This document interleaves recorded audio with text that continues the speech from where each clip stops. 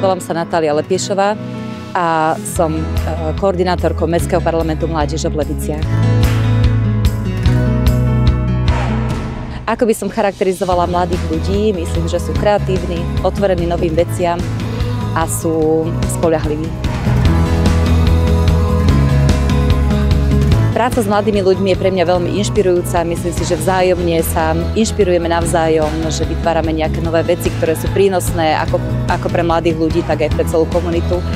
A som veľmi rada, že taká inštitúcia ako NIKREM existuje, ktorá podporuje nielen prácu s mladými ľuďmi, ale aj mladých ľudí vôbec.